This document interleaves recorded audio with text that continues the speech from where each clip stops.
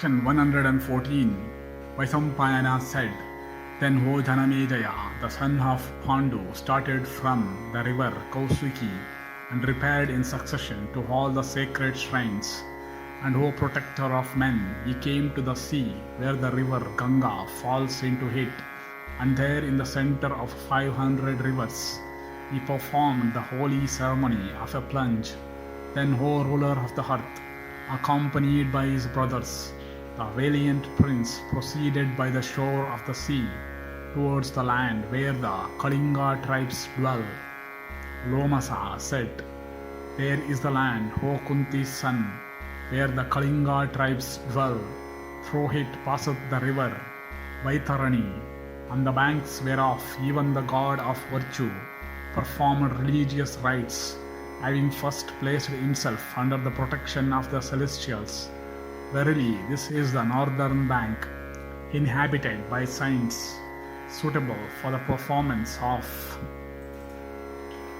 religious rites, beautified by a hill, and frequented by persons of the regenerate caste. This spot in holiness rivals the path whereby a virtuous man, fit for going to heaven, repairs to the region inhabited by gods. And verily, at this spot in former times, other saints likewise worshipped the immortals by the performance of religious rites. And at the very spot it was that the god Rudra, O King of Kings, seized the sacrificial beast and exclaimed, This is my share, O chief of the descendants of the Bharata.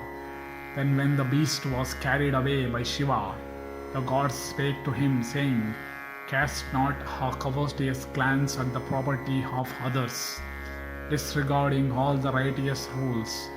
Then they addressed words of glorification of a pleasing kind to the god Rudra, and they satisfied him by offering a sacrifice and paid him suitable honors. Thereupon he gave up the beast and went by the path trodden by the gods. Thereupon what happened to Rudra? Learn from me, O Yudhishthira.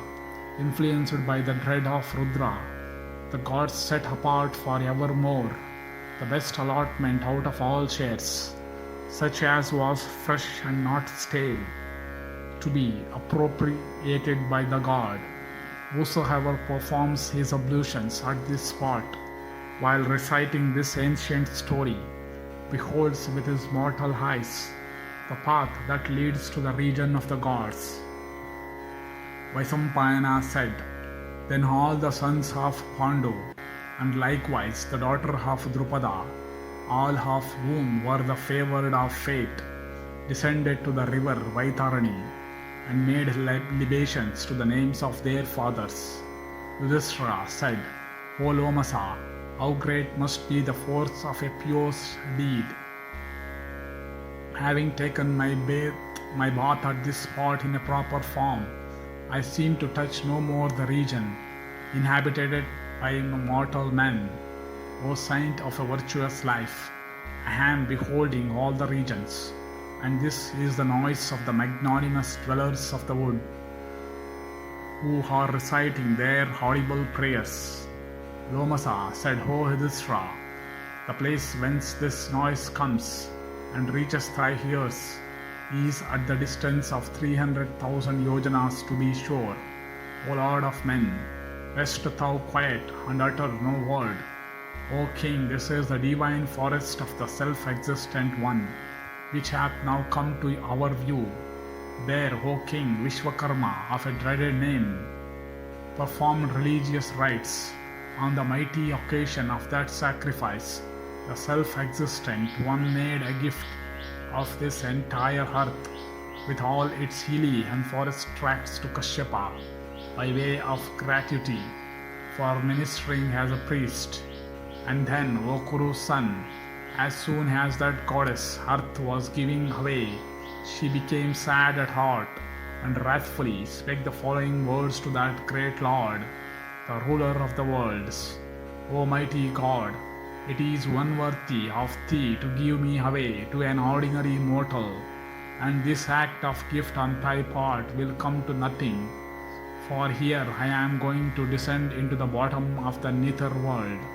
Then when the blessed saint Kashyapa beheld the goddess Earth, despondent and sad, he, O protector of men, performed a propitiatory act, calculated to appease her wrath. And then, O Pandu's son, the earth was pleased with his pious deed, and she uprose again from within the waters, and showed herself in the form of a sacred altar. This, O king, is the spot which distinctly manifests the form of an altar. O great monarch, ascend over it, and thou wilt gain valor and strength. And O king, this is the very altar which reaches as far as the sea, and rests itself upon its bosom.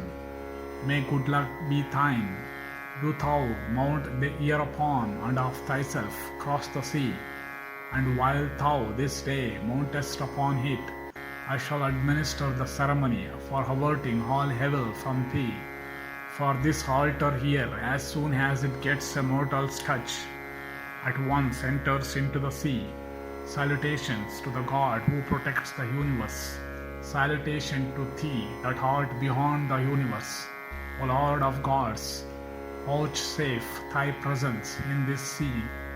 O Pandu's son, thou must recite the following words of truth, and while so reciting, thou must quickly ascend this altar. The God of fire and the sun, and the organ of generation and water, and goddess, and the seed of Vishnu, and the navel of nectar. The God of fire is the organ that generated the ocean. The earth is thy body.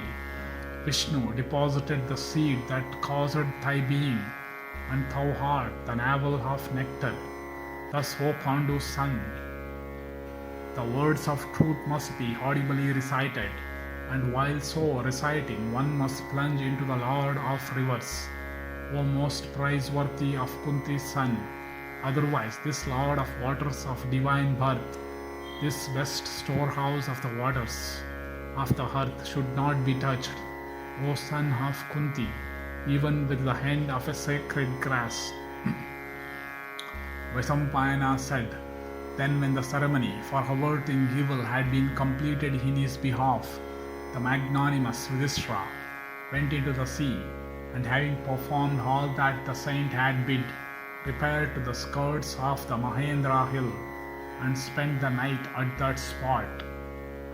Thus endeth the 114th section in the Tirtha-yatra Parva of the Vana Parva.